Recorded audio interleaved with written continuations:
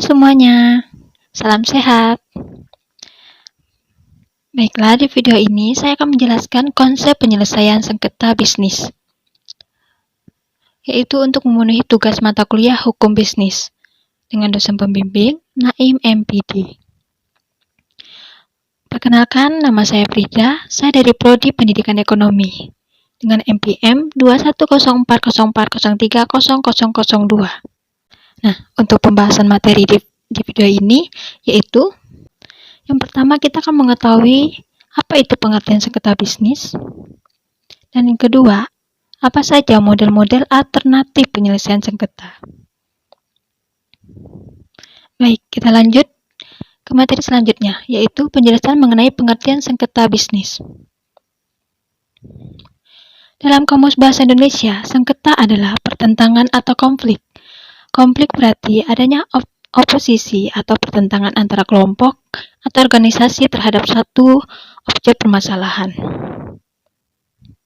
Nah, dilansari dari Kementerian Keuangan Republik Indonesia, sengketa bisnis merupakan konflik yang terjadi dalam kehidupan masyarakat, yaitu yang berkaitan dengan kegiatan ekonomi dan bisnis, di mana perdebatan panjang dan perbedaan pendapat yang terjadi dalam suatu sengketa kerap membuat permasalahan menjadi sulit untuk dibacakan.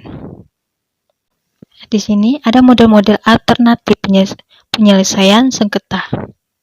Nah, berikut beberapa model penyelesaian sengketa selain pengadilan, yaitu sebagai berikut.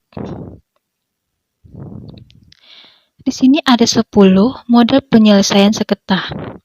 Yang pertama, arbitrase, kedua negosiasi, yang ketiga mediasi, keempat konsiliasi, yang kelima mencari fakta, yang keenam mini trial, yang ketujuh ombudsman, yang kedelapan penilaian ahli, yang kesembilan peradilan adat, dan yang terakhir pengadilan kasus kecil atau small claim court. Nah, berikut penjelasan dari model-model penyelesaian sengketa bisnis. Yang pertama, arbitrase. Arbitrase adalah cara penyelesaian sengketa perdata swasta di luar pengadilan umum yang didasarkan pada kontrak arbitrase yang dibuat secara tertulis oleh para pihak yang bersengketa, di mana pihak penyelesaian sengketa tersebut dipilih oleh para pihak yang bersangkutan, yang terdiri dari orang-orang yang tidak berkepentingan dengan perkara yang bersangkutan. Orang-orang mana akan memberi putusan terhadap sengketa tersebut. Selanjutnya, negosiasi. Negosiasi adalah suatu bentuk pertemuan antara dua pihak, di mana pihak kita dan pihak lawan. Kedua belah pihak bersama-sama mencari hasil yang baik demi kepentingan kedua pihak.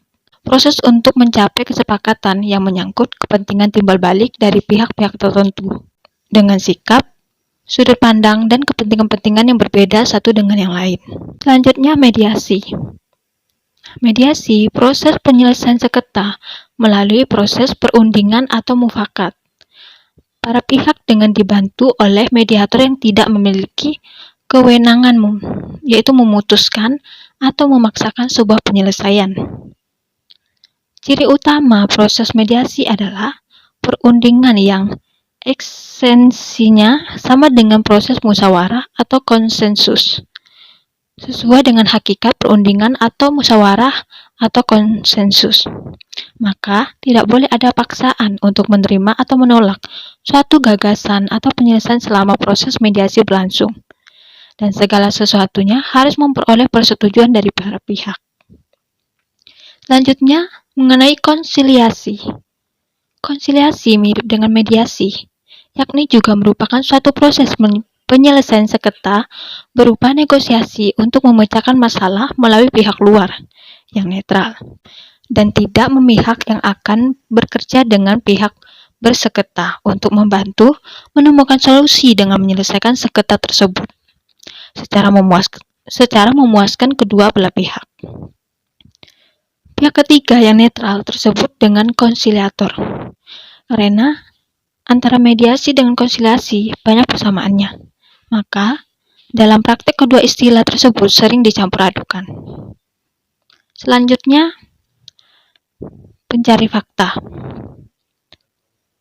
Penyelidikan dilakukan oleh pihak ketiga yang tidak memihak keduanya, yang dimaksud untuk mencari fakta. Hal ini bisa kita sebut misalnya melalui kepolisian, di mana akan dikupas tuntas, diselidiki hingga ketemu akar masalahnya. Dan fakta yang benar itulah yang benar dan harus diterima oleh kedua belah pihak tersebut. Selanjutnya, mini trial. Mini trial adalah alternatif penyelesaian sengketa atau ADR, prosedur yang digunakan oleh bisnis dan pemerintah federal untuk menyelesaikan masalah hukum tanpa menimbulkan beban dan menunda terkait dengan integrasi pengadilan. Mini sidang tidak menghasilkan adjudikasi formal, tetapi merupakan kendaraan bagi para pihak untuk mencapai solusi melalui proses penyelesaian terstruktur.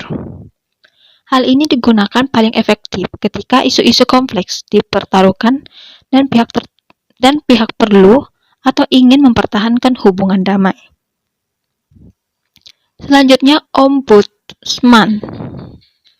Ombudsman adalah orang yang bertindak sebagai perantara terpercaya antara baik negara atau unsur-unsur itu atau organisasi dan beberapa konstituen internal atau eksternal, sementara mewakili tidak hanya tapi kebanyakan lingkup yang luas dari konstituen kepentingan. Ombudsman adalah seorang pejabat, biasanya ditunjuk oleh pemerintah atau oleh parlemen, tetapi dengan tingkat signifikan kemerdekaan, yang dituduh mewakili kepentingan publik dengan menyelidiki dan menangani pengaduan yang dilaporkan oleh individu. Selanjutnya, mengenai penilaian ahli. Tanggapan ahli adalah segala sesuatu yang merupakan dasar pemikiran dan indikator dan penyelesaian sengketa bisnis. Karena dalam penyelesaian sengketa harus melihat aspek-aspek hukum, sosial, dan budaya. Bagaimana ahli hukum dapat memberikan kontribusi yang positif dalam penyelesaian sengketa bisnis. Selanjutnya, peradilan adat. Peradilan adat merupakan salah satu alat penyelesaian sengketa bisnis menurut adat yang berlaku di daerah tersebut, di mana dalam hukum adat atau penyelesaian secara adat, sengketa yang terjadi diselesaikan secara musyawarah dan mufakat melalui lembaga adat. Yang terakhir, pengadilan kasus kecil, Small Claim Court. Keberadaan Badan Penyelenggaraan Sengketa Konsumen atau BPSK diatur dalam Undang-Undang Nomor 8 Tahun 1999 tentang Pelindungan Konsumen Bab 11 Pasal 49 sampai dengan Pasal 58. Pada Pasal 49 ayat 1 disebutkan bahwa pemerintah membentuk Badan Penyelesaian Sengketa Konsumen di daerah tingkat 2 untuk penyelesaian sengketa konsumen di luar pengadilan. Badan ini merupakan peradilan kecil yang melakukan persidangan dengan menghasilkan keputusan secara cepat, sederhana, dan dengan biaya murah sesuai dengan asas peradilan. Disebut cepat karena harus memberikan keputusan dalam waktu maksimal 21 hari kerja. Bisa kita lihat pasal 55 Undang-Undang Nomor 8 Tahun 1999 tentang Perlindungan Konsumen. Dan tanpa ada penawaran banding yang dapat memperlama proses pelaksanaan keputusan.